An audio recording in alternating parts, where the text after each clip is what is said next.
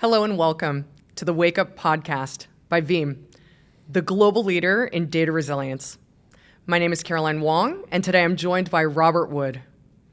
Robert, welcome. Thank you so much. I'm super excited to be here.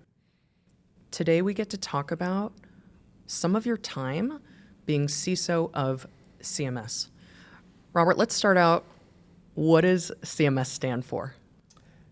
It is the Centers for Medicare Medicaid Services. And one of the most common questions, of course, is why in the world is there only one M when there's two things that have an M?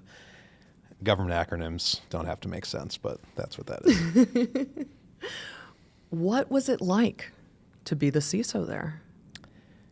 It was a lot. So I went from a job where I was running a small security team for a tech startup to that job where we had hundreds of people covering the biggest health payer in the country. And it was a program that was just of a wildly different size and scope and scale. And there's congressional interactions, and it was a lot. But it was an amazing experience all at the same time. Yeah, incredible.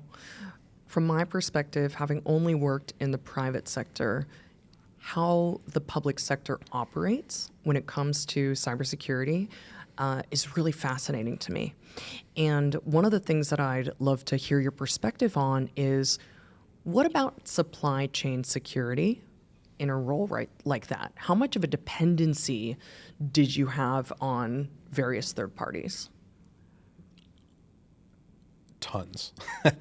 So in the government, and this varies agency to agency, but in CMS in particular, and really across HHS, there's a lot of the operational work that gets done is done by contracting companies.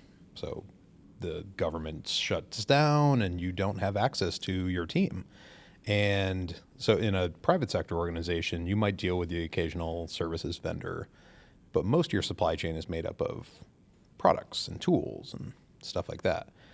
In the government, it is other agencies and kind of research university partners that you're working with. It is products and tools. It is contractor organizations, and that as you have a primary company, they will sometimes subcontract stuff out. There's sometimes multiple levels of subcontracting. They use their own tools. So it's an incredibly complex web of stuff that goes into the supply chain in government, and it is very much unlike how it is in the private sector. Yeah, I think recently folks have been talking about not only third-party security, but third and fourth and fifth-party security.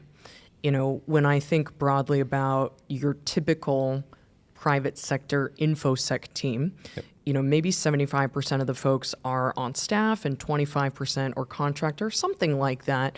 I wonder if you can kind of give us, what's a rough ratio? What does an organization look like in terms of contractor makeup in the public sector for such an organization with a really large remit? So for us, we had about 50 federal employees in the Information Security and Privacy Group, which was the group that I oversaw as the CISO. There was 5 divisions that kind of covered various core functions: security operations, privacy and policy, compliance, national security matters, and broadly risk management, vulnerability management, things like that. And inside of those divisions, you had government task leads, or they refer to them as GTLs. Those are effectively individual contributor, non-managerial resources who are running these different contracts or programs or functions. They are kind of leading the contractor organizations. And so we had about 50 federal employees and over 400 contractor employees working with us. And so it was almost like an inverted ratio that you would experience in the private sector, where most of your team is internal full-time employees, and maybe you have a managed service doing something for you, or consulting companies or services companies doing something for you. And amidst all of that, you had sometimes the contractor organizations would be using their own tools. Sometimes they're using CMS purchase tools. It was kind of a hodgepodge there, but that kind of dynamic existed in the program offices. So in the Medicare office, in the Medicaid office, and CHIP, and the hospital kind of coordination groups, and where you had a very similar dynamic of small federal team driving and setting strategy and all of that, but overseeing contractors who were doing the work. That is so interesting. Now, tell me what it means in terms of responsibility and accountability. Because, of course, for decades, we've been outsourcing and partnering, and we've always kind of used matrices and dependencies to get our work done. But I'm curious to know your perspective on the responsibility and the accountability bit. There's the way it should work. There's these mechanisms that are set up in the procurement process. You have these success metrics. They refer to them as CPARs. I have no idea what the acronym stands for, but CPARs is basically like the scores you get as a contractor for how you're doing, how you're delivering. Are you good? Are you bad? Are you on track? Are you not? Are you behind? All of that stuff. You have another mechanism, the authority to operate, or ATO. This is something that a lot of people are kind of notionally familiar with. It's kind of the stamp of approval that security and CIO offices provide to a system before it goes into production and starts serving live mission needs and live data, all of that stuff. Now, typically, accountability is driven through those two mechanisms. Those are, in my opinion, not super effective things, because you can very much just skate right on through and not, you can kind of meet the bar, check the box, and do good enough for government work and just keep on moving. And it provides a mechanism for oversight, but it doesn't necessarily open the door for it doesn't guarantee effective oversight and accountability of contractors who might not be delivering to the level that the government needs, or in some cases with, thinking about this complex supply chain, managing the tech debt that they're bringing to the table when they are serving you in some mission capacity. Yeah. And that is problematic, as you might imagine. How does it feel to be the individual responsible for that, and knowing that while there are controls and things in place, that they might not always work perfectly? Do you get anxious about that kind of thing? I definitely did. So I started, when I first came into the role, I got recruited in by the former CIO, who I'm just very grateful for kind of believing in me, giving me a shot, all of that. When he brought me in, he had a few big overarching mandates. One was he needed somebody who was kind of a culture champion, or a lightning rod, as he referred to it, because everyone hated security. They didn't want to talk to him. They wanted to go around him. They didn't like the opinions that they got. Everything was no. It was, it was very kind of traditional. We don't like cybersecurity, so we're not going to engage with it. So he needed a cultural lightning rod, as he referred to it. He needed somebody who was technical, because there was a lot of smoke being blown places where it shouldn't. And in that case, you had this dynamic where the tail was wagging the dog. The contracting entities were really setting the strategy and kind of saying all these smart words and coming up with the shiny PowerPoints and whatnot, and influencing to an unhealthy degree what was happening from a security standpoint. That's problematic. And you didn't have the depth of technical leadership in security to really call people out and, stop the train before it gets too far down the tracks and course correct. And that's problematic. And then he wanted somebody to be able to think big with him and strategize and really try to drive towards this change that he was trying to instrument in the organization. And so coming in, it was unnerving. It was hard. I wrestled with all of this imposter syndrome, like, oh, I'm coming from a little tiny startup and going into this huge organization, and the country's depending on me. You know, I would kind of tell myself stuff like that, and it was personally challenging, which, you know, was not actually true. You know, I had a whole team behind me. I had an amazing deputy, an amazing leadership team under me. They were all incredible, but I would look at the situation like I was the youngest CISO CMS had ever had. I think that HHS had ever had, and I was the youngest person on my team, also ironically. And so I'd come into these situations and look around, and there's all of this experience and all of this knowledge and awareness and whatnot. And it wasn't until I started to get involved with things and realize that, like, yeah, I'm pretty darn capable myself, and I can flex and I can do all of this stuff. And then I started to kind of settle in and do my own thing. But initially coming in, that was quite off-putting, if you will, just given the scope of the problem. Like, there's, I want to say 130 million Americans on those programs, and like that's not a small number. It is an enormous responsibility. It is an enormous mission to fulfill, right.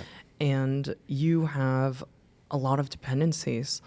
Tell me about a time when things didn't quite go maybe the way that they should have. There was a lot of those cases. So I was there when the SolarWinds breach happened. I was there when MOVEit happened. I was there when Log4j happened. A lot of things along those lines. And all of the major incidents that I oversaw in that role happened outside of the agency on agency data or on agency programs. And that was hugely problematic, because you're trying to manage risk that you don't control in any way, shape, or form. You can influence it through policy or directions, or, you know, through those accountability mechanisms, but you can't control it. You can't patch the system. You can't train the people. You can't implement the multi-factor authentication. You can't do those kind of mitigating things that are typically done should an organization experience some sort of issue or some sort of breach or tactical discrepancy that needs to be dealt with. And so working through those complicated situations where you're managing across this massive enterprise, but then you're also managing down into multiple layers of private organizations, that very similar to the private sector third-party risk management dynamic, where they are incentivized to put their best foot forward. They are not incentivized to show you all their dirty laundry and to tell you exactly how things actually are under the covers. And that's problematic when you're trying to get to the truth around what might have happened in a certain situation. You know, a breach happened on Medicare or Medicaid data. We're trying to figure out what went down, how it happened, what the size or scope of the issue is, and they're not incentivized to really give us all the details. That's tough. It's fascinating. Paint me the picture of a war room during one of these incidents. What does it look like, and what does it feel like when something starts to go sideways? There's actually a couple of different war rooms, if you will. There's not everything happening in one, like on one conference bridge or something like that. So in this setting, you've got the technical stuff that's happening, the SOC, the incident responders, the forensics folks, dealing with potentially the affected organizations, dealing with vendors, all of that, product vendors, et cetera. And they have a live conference bridge 24/7. You can dial into it if you want, situational awareness. Managers are dropping in periodically to get updates, keep a timeline, all of that. And then you've got the political response. That is depending on the nature of the incident, if it escalates to the level of Congress needs to be notified, then you've got the whole political apparatus at the agencies, the appointees, the Office of Legislation Affairs. All of these folks are now involved because they want to be very intentional around the curated messaging that goes up to Congress, because executive oversight is no big deal in that setting. It's kind of like a Fortune 500 company reporting up to their board. They don't take it lightly. They don't just wing it. And so you've got the technical war room and then the political response war room. And those are happening in parallel. And the security team, the CISO's office, is stuck in the middle of that, taking the inputs from the technical war room as an input to the political war room, and then vice versa. Things kind of pass back and forth, and you're just this conduit. Well, thank goodness they hired the technical guy. Well, that does help. And I should say, my deputy, this gentleman, Frank DiMizio, he is incredible. His background is former FBI digital forensics and incident response and such. And so the two of us had a very complementary background. Cool. And that, I think, was also just this killer dynamic for CMS during that time. Is like we were able to work super effectively together, especially in these contexts, because we had a very yin and yang perspective on things, and our strengths balanced each other out and all of that. And we could cover each other where, I was stronger where he maybe wasn't as strong, and vice versa.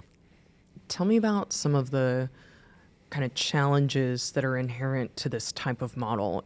I don't know anything about what it's like to have to brief Congress on a thing. I don't know what it's like to have to address a political appointee on an incident. I'm so curious to know what that feels like. The first time you do it, it is nerve-wracking. It's like the first time you get up and do public speaking or something. You're like just shaking through the whole thing and trying to keep your nerves about you. But then you do it, and you do it, and you do it, and they're just regular people who happen to be in a position of influence and authority and power. And so you get a sense of the kind of questions that are interesting to them and relevant to them. And this is something that every security professional, as they're coming up through the ranks, they probably have to learn the hard way at some point. They want to, when they talk to somebody in leadership, they want to talk tech. They want to talk nuts and bolts. If you're talking about a ransomware incident, they start talking about fuzzy bear this and, this NotPetya or whatever. And somebody in senior leadership does not care at all about those level of detail. They care about how many people were impacted, how much downtime there was, what the cost of the breach is going to be in terms of person hours, what do you need as far as response support, things like that. And it is really important for technical people to be able to put a different hat on and think about what these other people need. Because when you're in the technical war room, you may not be talking about those things. You're asking questions and you're inferring and pulling all the pieces together. But all the people who are hands on keyboard are not talking like that. And so going in and having these conversations with the politicals is very much like speaking to a board. You're talking in impact, you're talking in risk, you're talking in strategic matters. And you're using a different language for a different party who cares about different things. And I mean, that's probably the best way I have to frame that. When you were telling us about your experience of kind of taking on the role and starting out in the role, you experienced a bit of imposter syndrome, a bit of the weight of these hundreds of Americans depending on you for their health care. And I wonder, were there moments during incidents where it kind of like struck you like, oh gosh, I'm worried that we might be letting these folks down? I think at that point I had been there long enough that it had settled in and I was grooving in my job and in my role. And it did add a layer of urgency around. So one thing that happened with the MOVEit incident, for example, just to kind of peek behind the curtain, if you will, we initially received certain numbers around how many people were impacted. It's X, whatever X was. And as the days went by, X turned to 2X, turned to 3X, turned to 10X. X kept on changing. The number of people kept on growing. That was a very suboptimal situation, as you might imagine. And so that, of course, puts pressure on everyone on my team to, like, we're going back to people in leadership with egg on our face, updating them that things have gotten even worse the more we've gotten involved and all of that. But that pressure around the people who are depending on these programs, I think that really exists in the way you show up with the vendor in this case, the contractor in this case, because you are very firm with them. It's not about feelings, and it's not about playing nice, and it's not about, you don't have to be a jerk, but you need facts and answers, and you need to set the CPARs aside and set the ATOs aside. You need to really get in, and this is where I think having a technical background or being able to put that hat on is hugely beneficial. You can step into a situation and ask piercing questions. And when you get an answer, you ask the question that's behind the thing that they just gave you, and you keep on unraveling things until you get to what's really happening. That is, I think that's where that pressure of the dependency of the programs comes into play, because it is a fantastic motivating factor to step back and think about how many people are, impacted because of whatever happened. And we're not just going to check the box on this one. This isn't the lunch menu app that's getting certified and ATO'd. This is real people's lives and real nation impact. And that's not cool. Absolutely. One thing that I think is not discussed really enough in our field when it comes to incident response is like what's going on in the personal lives of everyone who's involved. So of course these things, the enemy gets a vote, as they say. You don't get to choose when incidents happen, and everyone has lives. I have a wife, I have kids, I have horses, I have dogs, I have hermit crabs, I have all of these things. None of that stops when things hit the fan.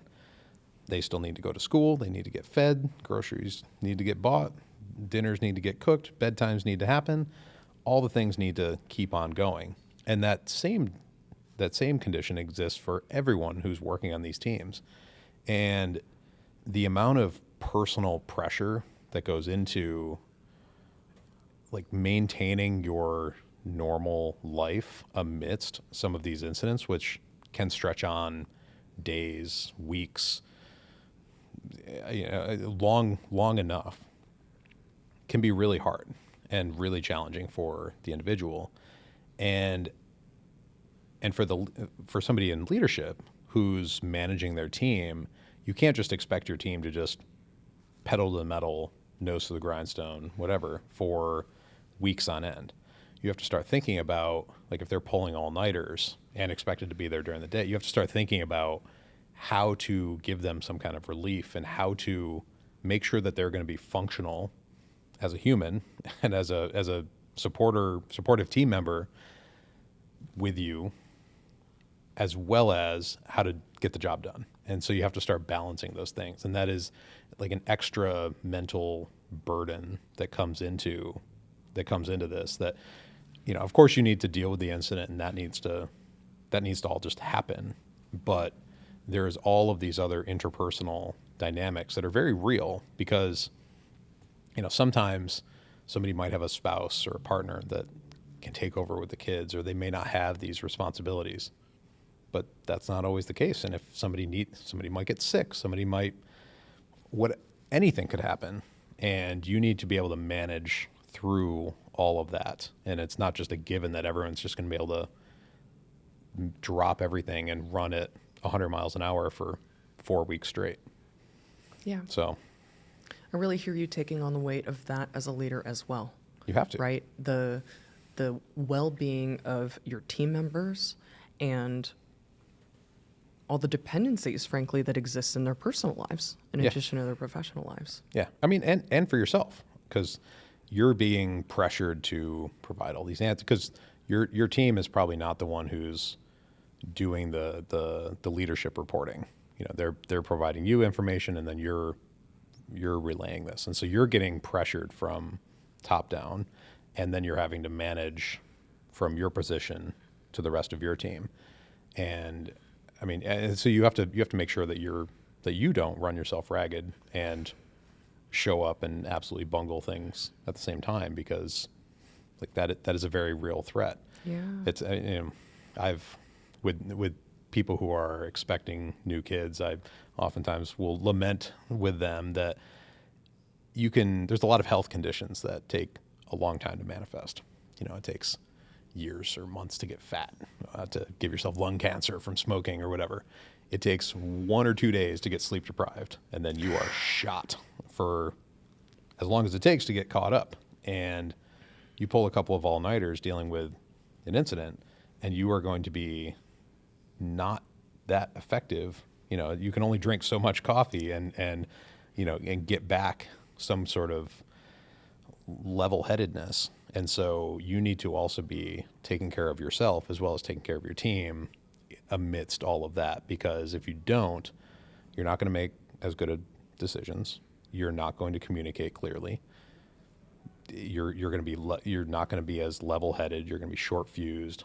None of those things serve you well when, like maybe in the technical stuff where you can just plow through, you know, it's bits and bytes and ones and zeros, et cetera. But when you're doing the political dance with the board or with Congress or, you know, senior leadership, that is a whole different ballgame. Robert, I want to shift gears a little bit.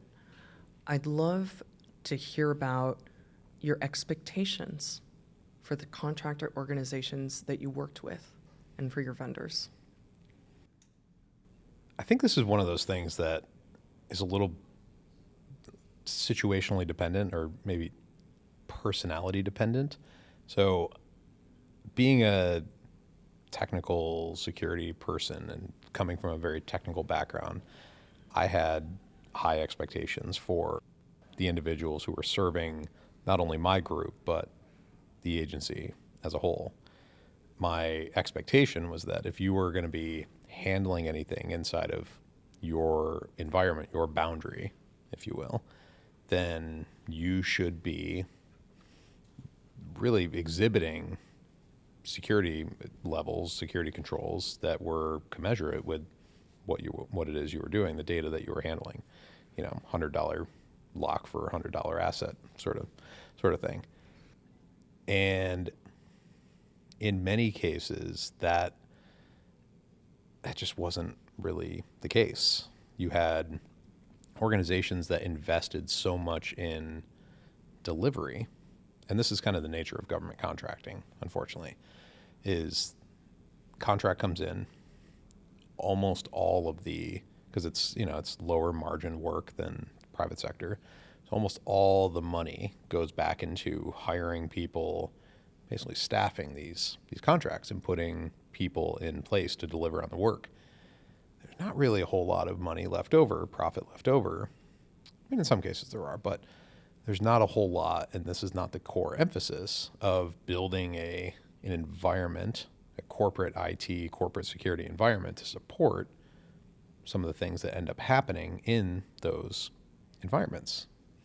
And that it's a paradoxical misalignment that is really troubling when you kind of play it out and bad things end up happening, especially when you've got these layers of prime contractors, subcontractors, subcontractors, and it gets complicated really quickly.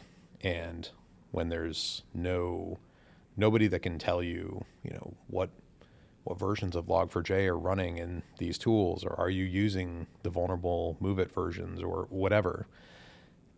And you're just left to guess or wait to see if something bad happens and then react to it from there. That's not fun.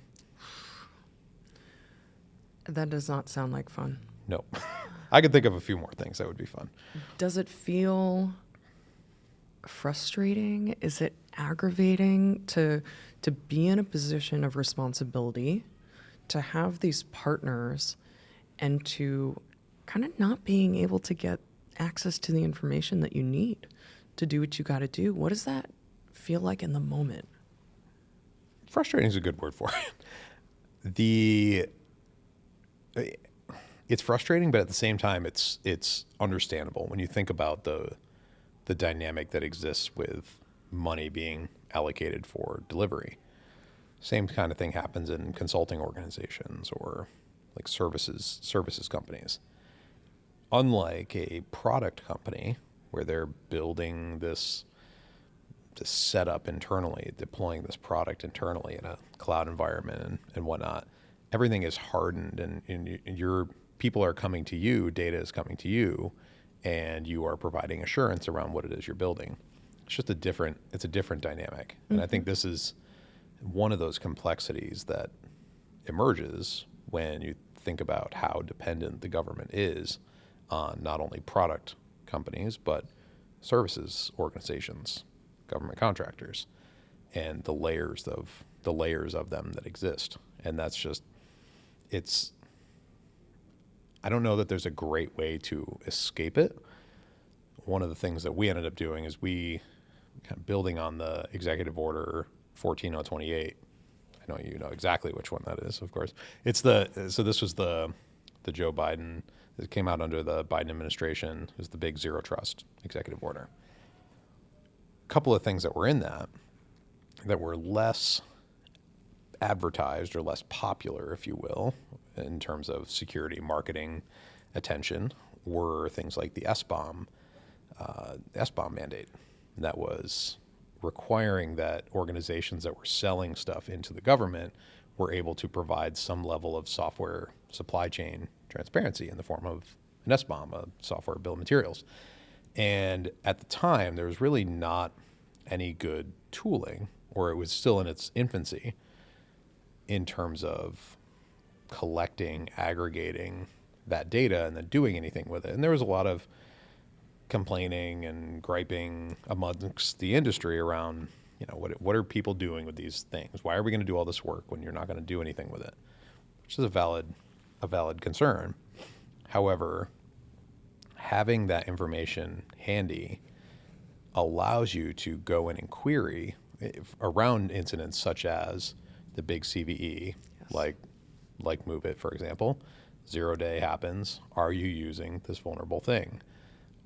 And that's where these programs like asset management and the SBOM collection are tremendously valuable.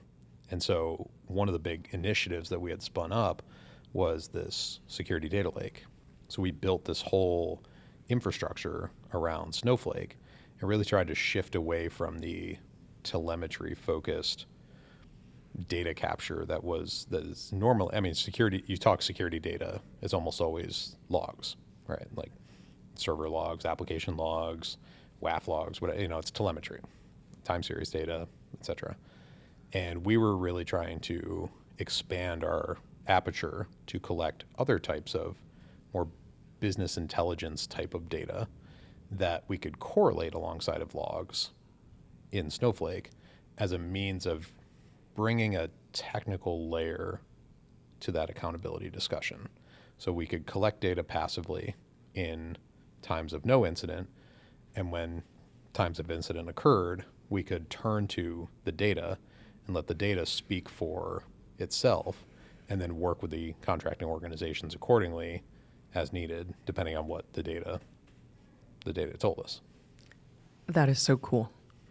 I think that we are both data nerds, and I love that the Biden administration said everyone needs an SBOM. I mean, yes, thank you, right? Like, there are things in security that aren't the coolest, but sometimes they're just basic, fundamental 101 hygiene things that we got to have.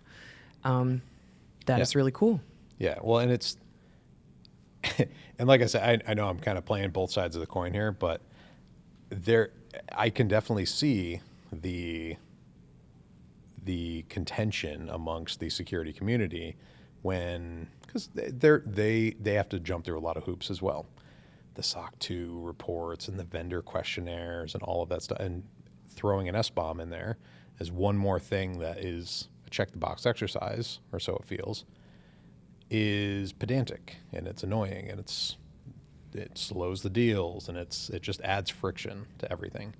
And so I get it, but being in the business of the government is a different story. And so I have less sympathy for it in a government context than I do in a B2B private sector context. Yeah, sure. You've got mission critical activities.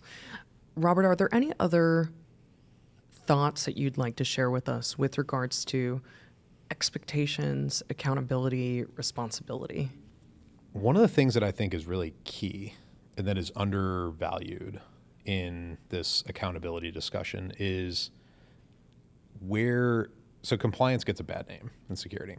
It's kind of turned into a 4-letter word in many cases. And compliance is an assurance tool. It's a communication medium of how you're doing against some standard, as assessed by some independent third party. Compliance isn't everything. I'm certainly not asserting that.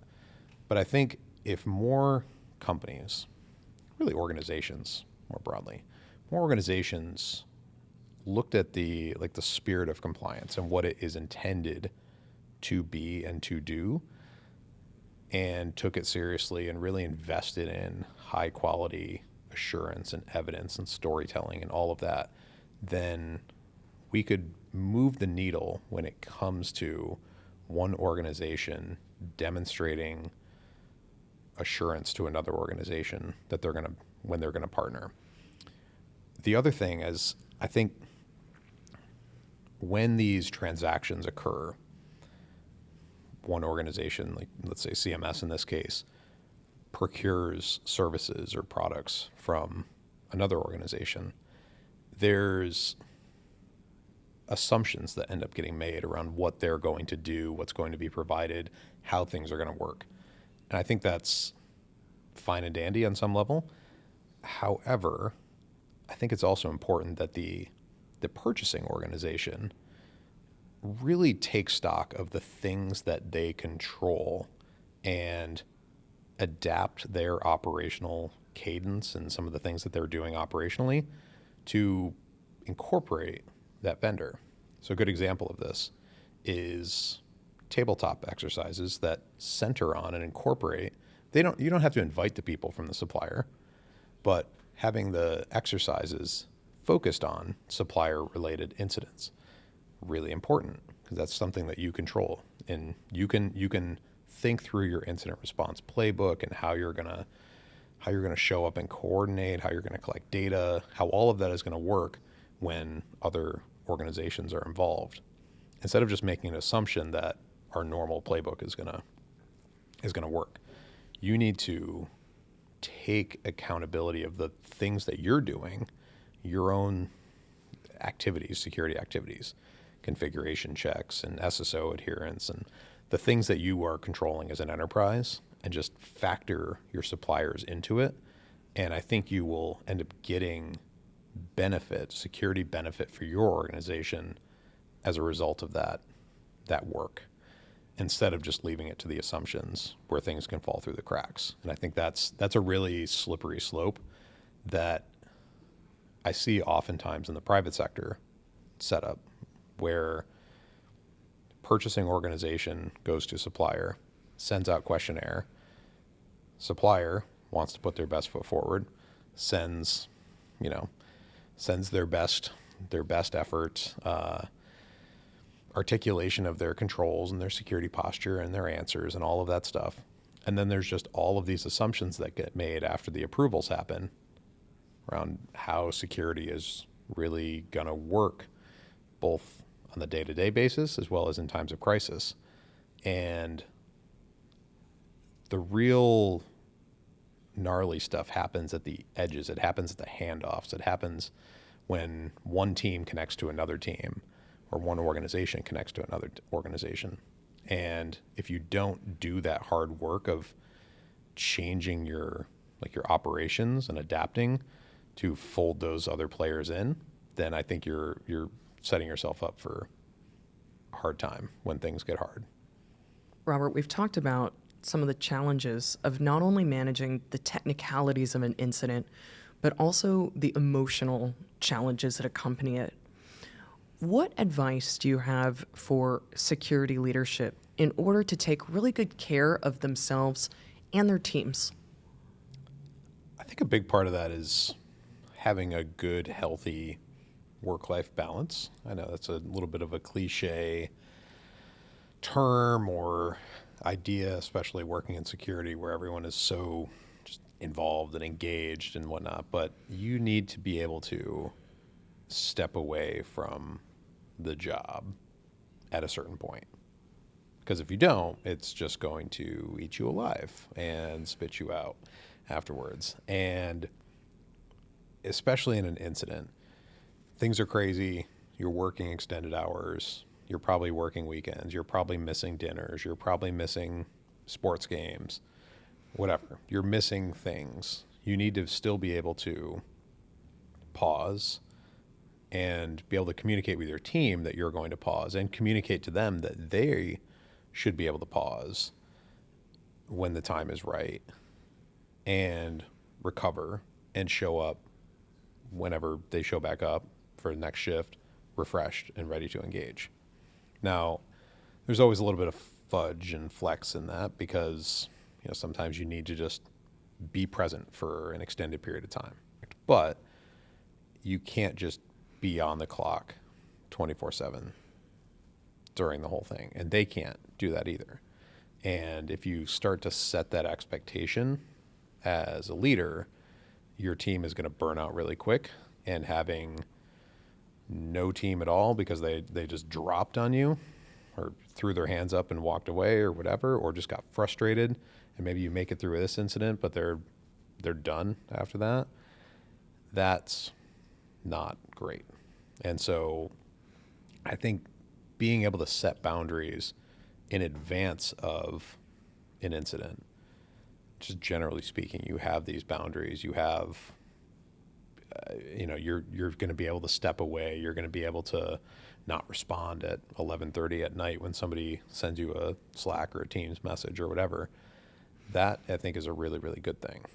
Now, you don't want to take that to the extreme where you've got people who are going out at 4:30 on a Friday fishing during the middle of an incident. That is also not great. Everyone needs to be rowing in the same direction and rowing together, but there has to be a balance there. Otherwise, it's just going to grind you down. Yeah. I think that some leadership has trouble trusting their team to do that balance at their own discretion. How do you, as a leader, communicate that to your team in these different scenarios where there are going to be high pressure times when you really need to be on, and I want you to stay alive and survive through this, and at the same time, how do you manage that personally, and how do you encourage your teams to be thoughtful and intentional about it? I always took so I hate tracking time and doing timesheets and all of that stuff. Not my thing. I've never liked doing it. I don't like asking people to do it. I don't want to micromanage people's time. And you're online at 8 o'clock and you're offline at 5 o'clock. You better have a green bubble the whole time. That sort of thing. I have always opted to, both for myself as well as for the people that I am managing or leading, to focus on outputs as opposed to time spent in front of keyboard. And so really emphasizing that, and if we can trust each other and build up trust around your contribution to your outputs, your outcomes that you've been either assigned or that you've subscribed to, then we're good. Those output commitments are going to change in the middle of an incident when things are crazy, but that same dynamic of trust, you're going to do what it takes to get it done. Or, and when you can, you're going to step away, and I trust you to do that because the thing is going to get done, and you're going to communicate. We're going to be transparent. We're going to have kind of a sense of urgency around the way we communicate with one another, especially in urgent times. It's not just going to be this lackadaisical, I'll get to it next week or whatever. Those kind of communication patterns and that general sense of trust through output or outcomes, I have found to be tremendously helpful, as opposed to trying to drill down into the inputs, the time spent and things like that. Because I've worked with people who claim they work 12 hours a day and get nothing done. And so there's not a direct correlation between time spent or hours spent, whatever, and the output or the quality of the output. And so quantity or quality. And so, yeah, so I'm a very outcome oriented individual myself. I love that. And I know this to be the case about you. And I love it. I think it's fantastic. I think outputs and results all the way, right? Yep. Robert, what advice do you have for security leaders who are trying to navigate the complex kind of mix of roles and responsibilities between security team, buyer, seller, all these different relationships? What advice do you have for folks when they're trying to be proactive about clarity when it comes to roles and responsibilities? I think you have to really have an understanding of where you want to go. This again is cliche, but thinking about your core mission, the base level mandate that you have to get done. We were there in CMS to support the mission of the organization, the secure operational mission of the organization, and to make sure that could sustain and function. Security wasn't the most important thing, data security and all of that stuff. If the programs could continue to function, obviously there's setbacks to data security and integrity issues and all of that stuff, but that was not the absolute core mission. It was all about operations and mission enablement. And so I think you, as a security leader, you have to be really grounded in what your mission is, who your primary stakeholders are, and always come back to that. It's like first principles thinking, test things against that. New initiative pops up. There's always going to be another thing. AI is now here. Blockchain is a thing. Quantum, I saw, read an article on the plane here about quantum picking back up and really picking up steam. That's going to be a thing. There's always things. Go back to your core mission and stakeholders and make sure that you are satisfying those things first, and that you are prioritizing your time, prioritizing your team's time, prioritizing your investments and your budget and your general priorities and your backlog or your strategy accordingly to serve that core mission first and foremost. All the other stuff is secondary and it's a supporting cast, if you will, or supporting efforts. But all too often, I mentor a number of folks who are coming up in the security field, transitioning into their first leadership role, that sort of thing. And it is so common for people to get swept up in the anxiety around, we're not secure enough, a breach is imminent, we need to work so hard, and oh my God, there's a vulnerability over here, so my team is going to be the ones to patch it and to take on that work. And it creates these really unsustainable, unhealthy patterns and feedback loops in the organization that can really spiral over time and create a really toxic, negative situation when your intentions were nothing but positive. And so you have to be grounded and like come back to that. I believe anyways. I have learned that the hard way, because I used to be exactly that person. And that's why I feel confident in telling these folks about this, because I have been burned by my own good intentions trying to just carry the world on my shoulders in, some of the organizations I've worked in.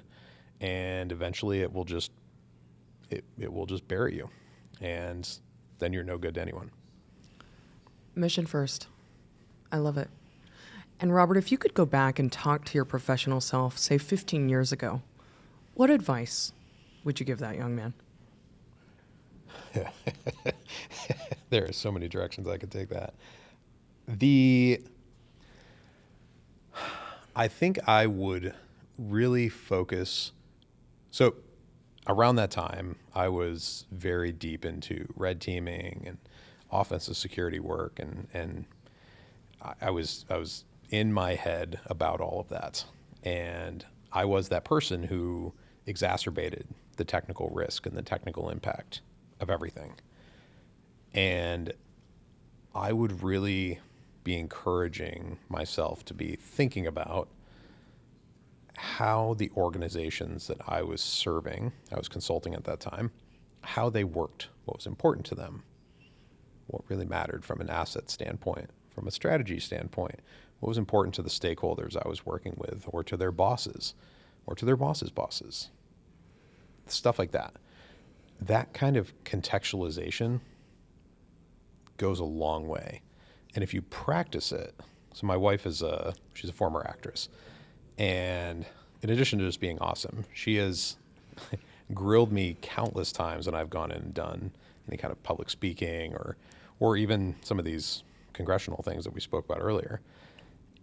And making sure that I am really just together with my thoughts and how I present and how I like what I'm trying to communicate. And one of the things that I feel like I got from that feedback loop with her was a real intentionality around putting in reps, putting in practice, doing this translation from something really technical to something that made sense to this more executive stakeholder on the other side.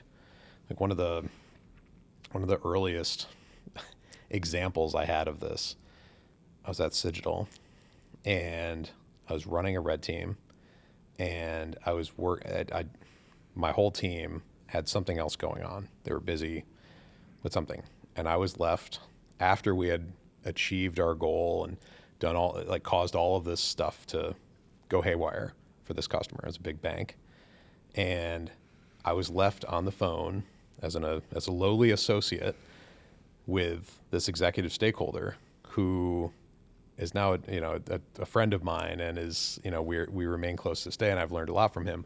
But he grilled me in that moment, and all I could come up with was technical answers, and I kind of fumbled. I think I made it through fine, like the engagement wrapped up fine, and all was good, of course. But I was not prepared to translate things in that moment to this business context that he really needed it in.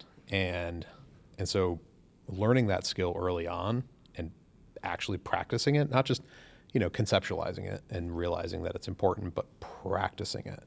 Say it in front of a mirror, record yourself saying it. So you can watch it back and look at how dumb you look, and then you can make it better. And then you can get better over time.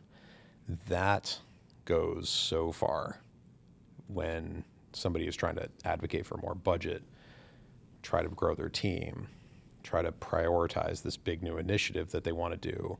Because security almost always is working through other teams.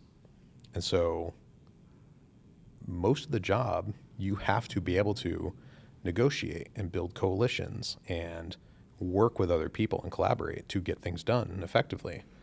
And so if you lack those skills, you are forever fighting with one hand tied behind your back, and you're not going to be effective. And I wish I I wish I had learned that skill even earlier. I fortunately met my wife early in my career, so she was able to set me on the right track. But I wish I had learned that skill even earlier, so that I could just had more time to put it into practice. Robert, thank you. It's always so much fun to hang out. Thank you so much. This was awesome. This is Wake Up, a podcast by Veeam, global leader in data resilience.